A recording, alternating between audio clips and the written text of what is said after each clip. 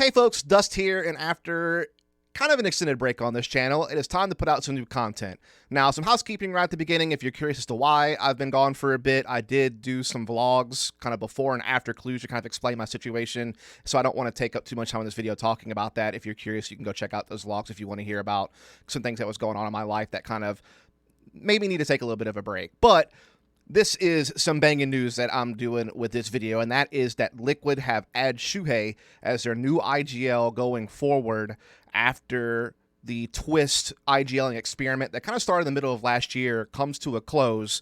And even though Liquid had already made a move to bring in Nerds at the beginning of this year to try to give them some additional firepower, to try to get them kind of propelling forward, they never really saw the results that they wanted to really kind of turn them into a true contender. And so they have made this move. They've also dropped their coach Mither, one of their analysts, is now an interim coach. And at the time of me recording this video, I am not sure what the new coaching situation will be longer term, but we do kind of have this information now.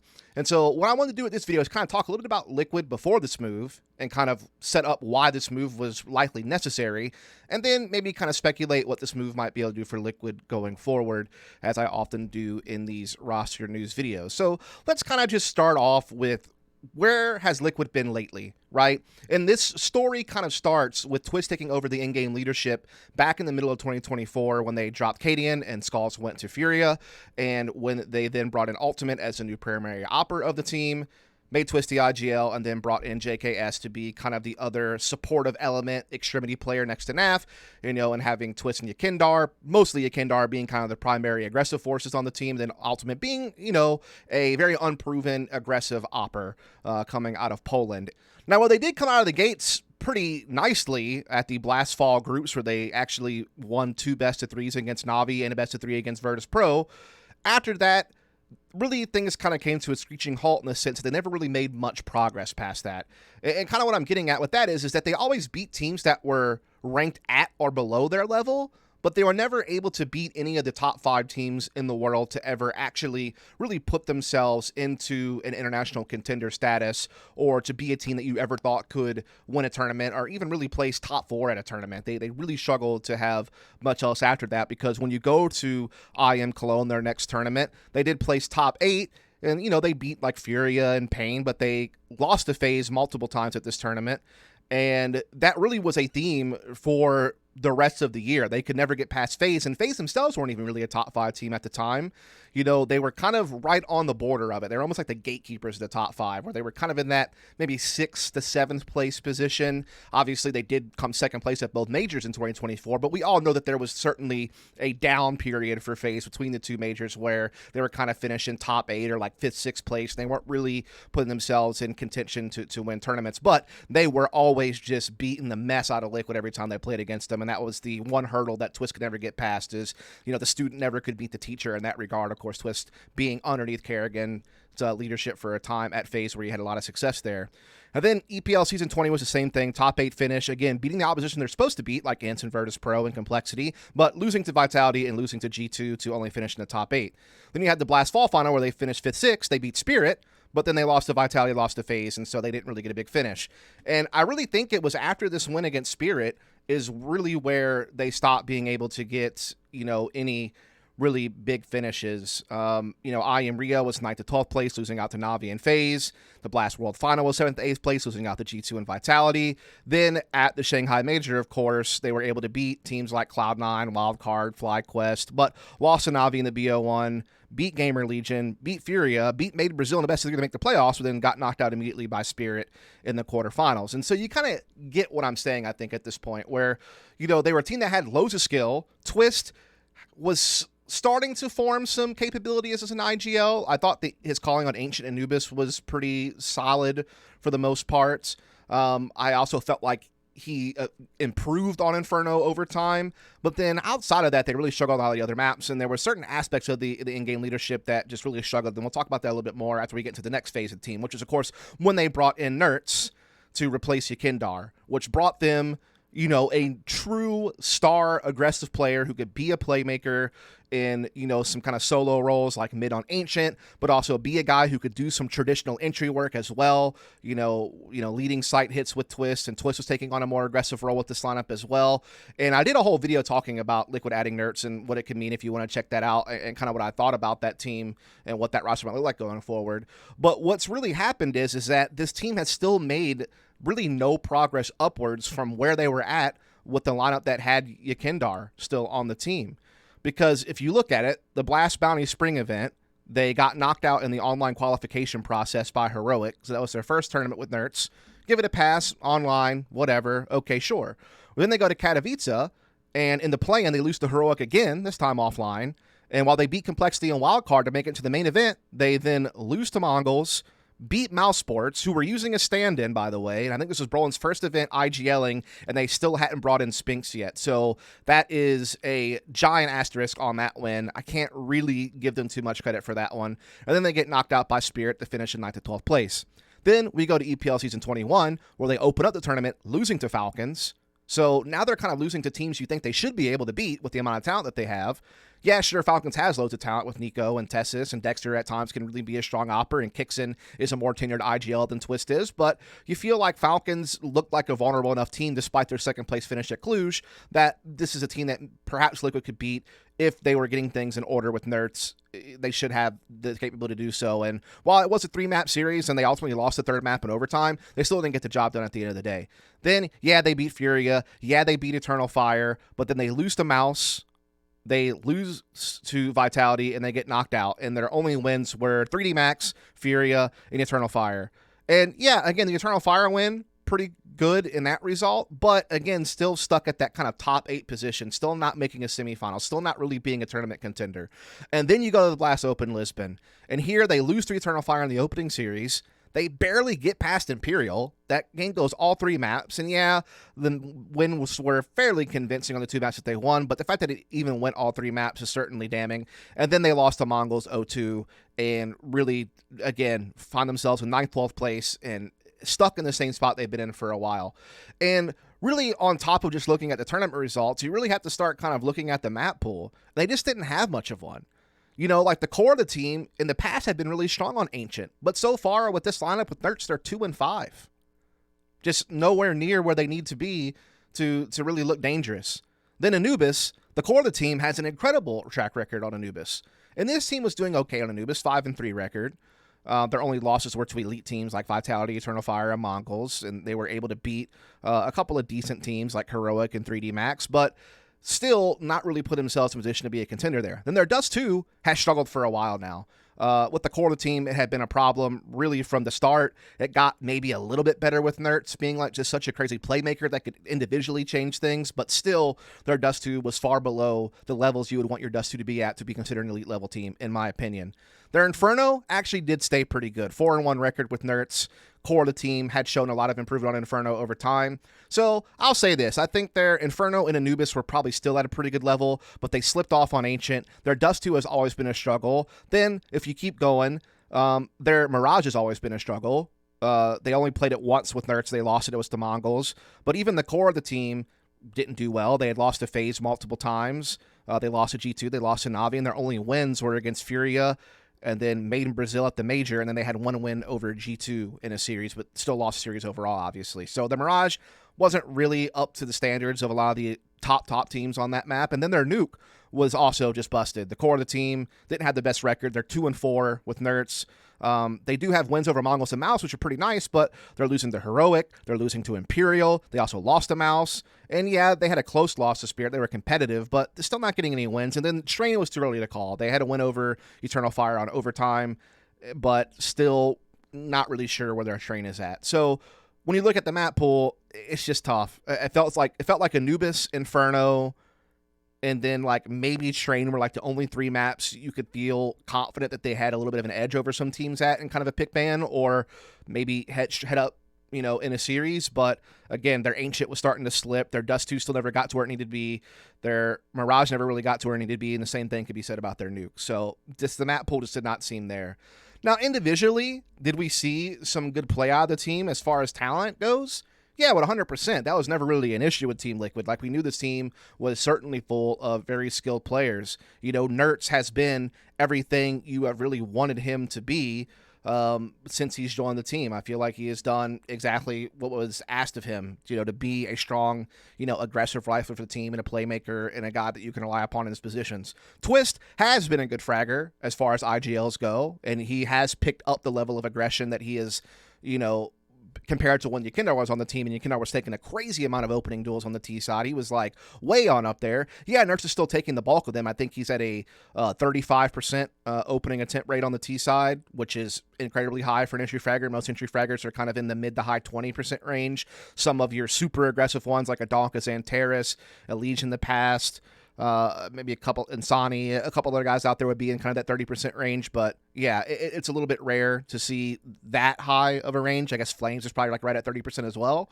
But yeah, 35% for Nertz with a 51% success rate. That's actually really good entry stats for Nertz. So again, great stuff. And Twist did pick it up. He was kind of in the mid 20% opening attempt range, and his success rate is pretty high for an IGL. And just overall, he has played really good Counter-Strike, very good on both sides of the map, and good stuff just in general. But if we're being 100% honest about things, naf and JKS have actually struggled this year in comparison to what you should expect, particularly in naf's case. You know, naf was a guy, you know, in 2024 who was truly one of their strongest players. You know, he is what kind of helped this team really assert itself as a team that had a ton of firepower. It was the fact that Twist could be a fragging IGL, naf could be a legit fragger. You know, they were missing out on Yekindar, sure, but eventually they got Nertz to come in and fill that. So you're thinking, okay, like now we really are cooking here as far as firepower. Then Ultimate was like, yeah, he was having his struggles, but you were hoping that he could eventually evolve and develop into something consistent. But that really hasn't happened. And JKS has honestly kind of struggled for a while, and he is, of course, the one going out for siuhy. And I think it's, you know, he's an okay supportive element, but if someone had to go to bring in an in-game leader, it certainly makes sense that JKS would probably be the one to have to go, because you just kind of bank on naf eventually kind of getting back into shape.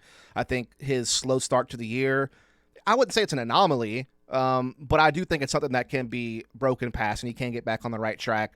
You know, now that JKS is gone, maybe he'll get some of his more really preferred, you know, kind of slower pace play style spots where he was kind of splitting those with JKS in the past, and so he can kind of be that main kind of passive force, whereas Twist will likely be the playmaker, the more aggressive playmaker on the extremities, where Nertz and siuhy, I would imagine, will probably be like the main entry pack with Ultimate, though there may be some maps where Nertz and Twist kind of exchange in that regard. Who really knows? But even when you look at someone like Ultimate, I think that questions have to be raised about him, because I think that he farms against some of the weaker teams. You know, you put him against an Imperial, you put him up against a 3D Max, who is strong tactically but lacks in firepower, for my money, or maybe even sometimes when they played against Falcons, or, you know, North American teams like Wildcard and Complexity, or when they played against Made in Brazil and Furia, you know, even when they played against Cloud9. But when they play elite level teams, so their last match against Mongols, he really struggled at Lisbon.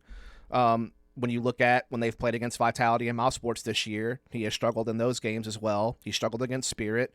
He has, you know, struggled against really any time they have played a top 5 team, or even some of the teams just outside of the top 5. He has not been able to have the same level as those oppers. I mean, if you were to compare him to kind of other oppers just in the scene, in the rankings, obviously Zywoo's better, no question there. Shiro, obviously a better producer. Yeah, he can sometimes lack impact because he's incredibly passive, but he's still a much more stable opper to have than Ultimate if you're just going to go opping rankings. Torzy, obviously, the dude's an absolute stud this year. He might be just behind Zywoo, in all honesty, as far as just overall impact with the AWP.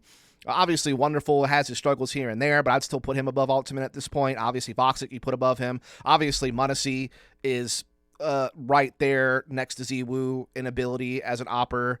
You know, you might even call him the best opper in the world at times when he's on. Obviously, last year, he was certainly the best opper.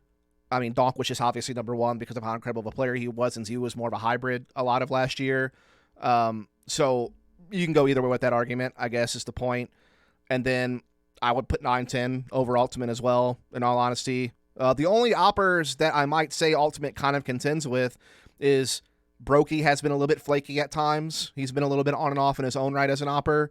And then I'd take Dexter over Ultimate at this point. Even with Dexter's shortcomings, I think he's at least shown the ability to have high impact and good performances against top-level teams in comparison to what Ultimate has shown against those same level of opposition. So there's a little bit to worry about there on the firepower front. You're certainly kind of hoping that siuhy can come in as an IGL who isn't a fragging IGL like a Blitz or a Big Uzair or what Twist has tried to be for Liquid, but he's certainly not a hindrance. You know, he's not as low level of a fragger as, like, say, a Kerrigan might be a lot of the time, or Chopper, or some of these other IGLs that just don't have the same fragging impact. But I think he's kind of middle of the road. You know, I think he can be okay. And if you're freeing up Twist from IGLing and letting him just focus on being a player, he should certainly be able to be to a high level as long as he can kind of get his head right. I know that sometimes when players pick up the IGL role and try to transition back to just being a star player, that there's a bit of a rough patch in being able to recover form. But I predict that Twist will certainly still be able to be a high-value player as far as the level of fragging he'll be able to produce. I think Naf can certainly make a recovery. I think that Nertz has obviously been just fine and will continue to be. So they're going to have 3 really strong players on this team when it comes to fragging. You're going to have an experienced in-game leader in siuhy. And then you're hoping that maybe siuhy can be the one to be like the ultimate whisperer, to find a way to get him in better standing against top-level opposition. Maybe it'll take some time. Who knows?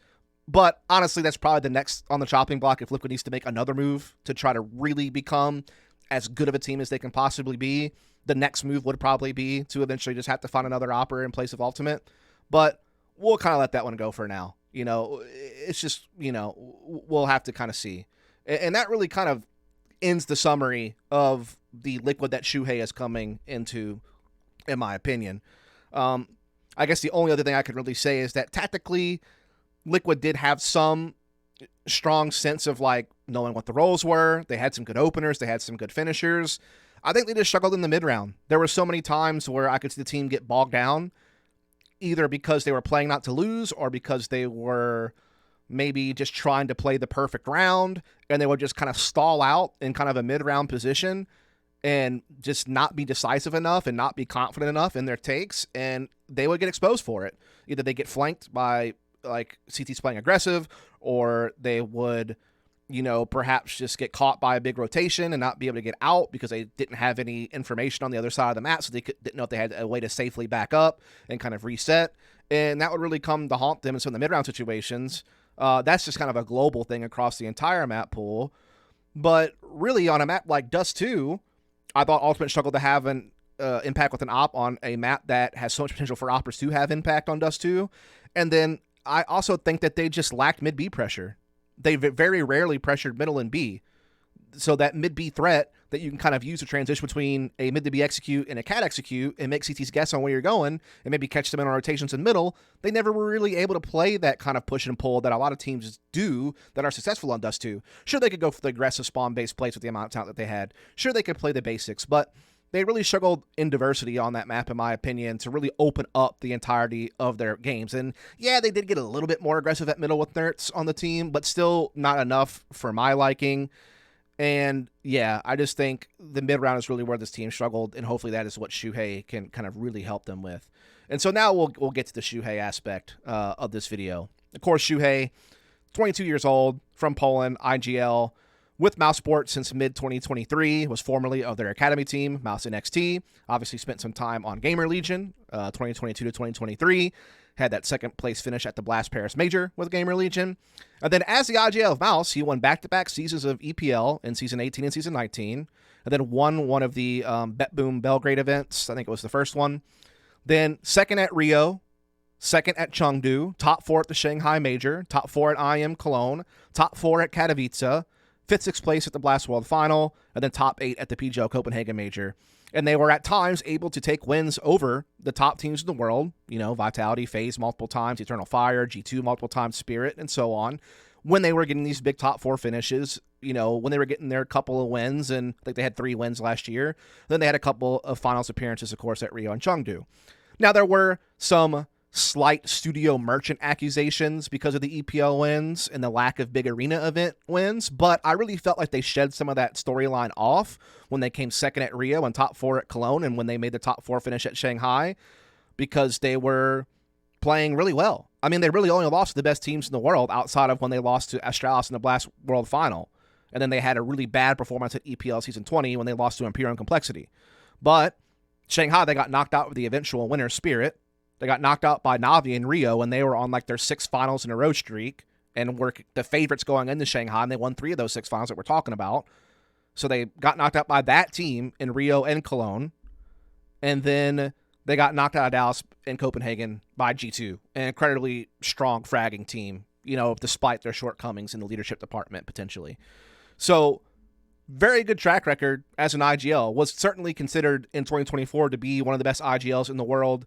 You would put him up there with the Lexi B, with Apex, with Kerrigan, with Blitz, with some of these guys who really do craft some great Counter-Strike. And, while that Mousesports team didn't play Anubis, which has been a strength for Team Liquid, and so that will be interesting how that dynamic plays out, he was a very strong caller on Ancient and DusT 2. They had a pretty strong Inferno, especially on the back half of 2024. Mirage and Nuke were huge for Mouse for the majority of the year, and they had a strong Vertigo early on, though it did fall off later, and it wound up not mattering as the map is now out of the pool.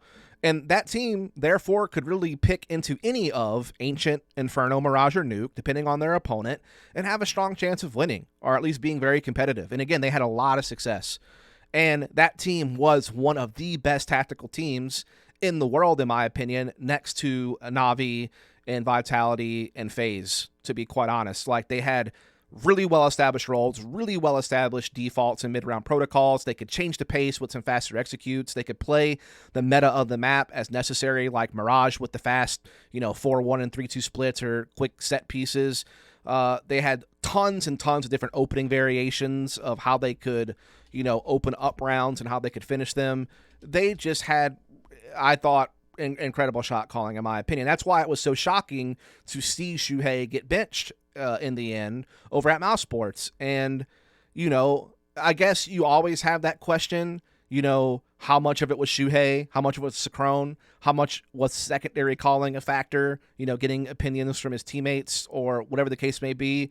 It's always difficult to assign credit in how a team operates when you have so many different people who could be having impact on the calling.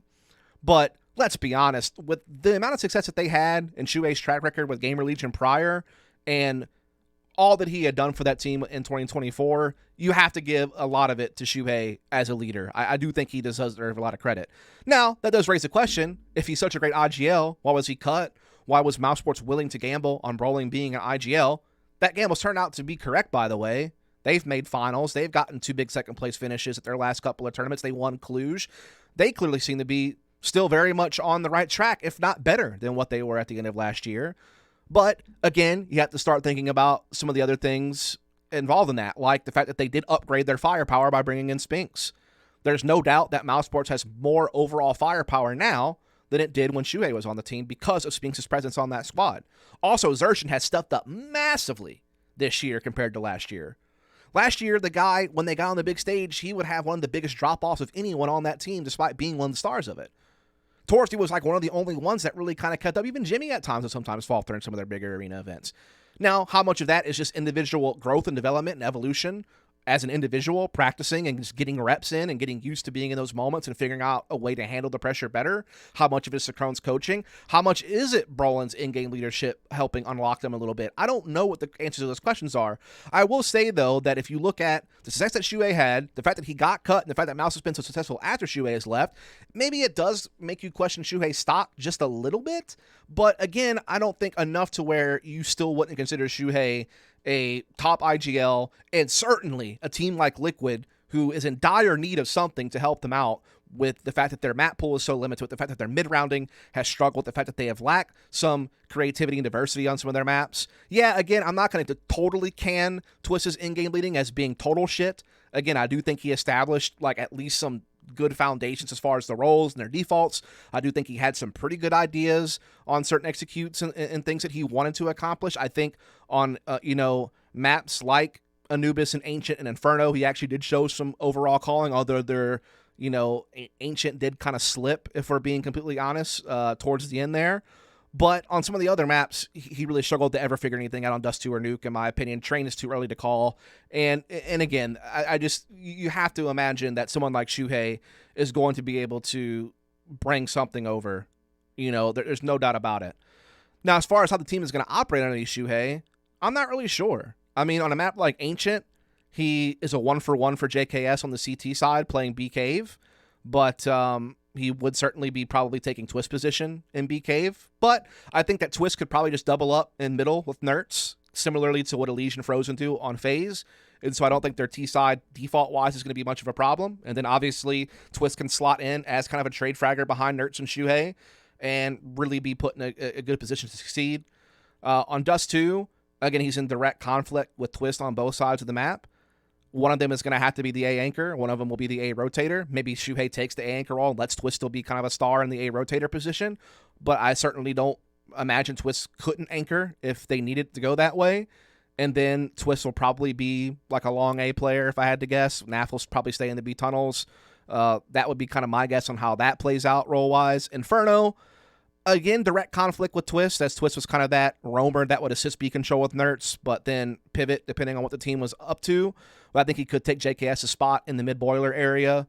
naf stays in the apartments. Nerts continues to be the B control guy, and I think they could certainly make that work. And then on the CT side, I think Twist could anchor A. It shouldn't be an issue. On Mirage, again, there is some conflict there with siuhy and Twist on the T side, and then siuhy was a con player like Nerts is on the CT side, but I'm sure they'll figure something out in that regard as well. And then on Nuke, I don't think it's going to be that big of a deal other than figuring out who will fill the ramp role on the CT side, because that was JKS's spot he's leaving behind. Maybe it could be naf, who's an A-site player now. Maybe it could be someone else. But all in all, I think it'll be fine. And it'll be interesting to see if siuhy is going to continue trying to call Anubis for Liquid, since that has been a good map for Liquid historically, even though he was not calling that map for Mousesports. That was their permaban. And then Train is incredibly new. How can he kind of push things on that map if Liquid really want to commit to being an early adopter on Train, which I think could certainly serve them well. Certainly Vitality are looking hot on Train. There's a couple of teams that are decent on it, but it's not like anyone's really totally, dominated it. So that's still an option for them as well. And again, it'll all come down to how do they mesh? Can naf get back into form? Can Twist make the big pivot of previously being an IGL and now having to kind of become a secondary voice and figure out how much of a voice he needs to be, when and where, when does he need to just be quiet and let siuhy call the shot? Can they get along as far as their philosophy on the game and how they mid-round? That'll be interesting. It'll also be interesting to see how Twist is able to fit into probably new roles. I don't think it'll be that big of a deal because he's been an extremity player in the past. When he played with FaZe, when he played on other teams in his history, he has been kind of a playmaking extremity player. So I don't think it'd be hard for him to do that. Maybe there's some maps where Nerts can take that. Like, Inferno is a big example where he can be the B control guy, and so Twist can be that mid-boiler active player. Potentially. So I think there's maybe going to be a little bit of give and take on that. Probably similar to Mirage. There'll be some give and take as well there between him and Nerts. But I think that Twist will hopefully be able to just add to the firepower of the team next to naf, next to Nerts, let siuhy take the reins, but still be there to be someone who's going to help siuhy out, of course. But hopefully siuhy can help them just be a little bit more decisive in their mid-rounding and not get caught up, not get stuck. This really helped them figure out how to break through some of those situations that they got kind of lulled into in some of their most recent games. And then the final thing will just be the ultimate situation. Can siuhy get ultimate into a spot where he can be a true top opper against elite level competition? And if not, that is probably the next move that Liquid has to make in order for them to truly grow and maybe try to push themselves higher up the rankings. But right now, it's going to be damn tough because Vitality are very much at the top, and the closest competition they have right now is the grand finals performance that Mousesports put up against them, where it went all 5 maps in Blast Lisbon. Other than that, they've been tearing it up. Obviously, when Spirit are on, when Donk's always on, Shiro's pretty much always on, but again, he has limited impact sometimes due to how passive he is. But if you get like Magix and Zontics both playing at a decent level next to Donk and Shiro, then yeah, sure, Spirit is still probably one of the best teams in the world. Na'Vi, if they can recover, they're still going to be a pretty strong team, but they are having their issues right now. That is one vulnerability out there in the top 5 at the moment.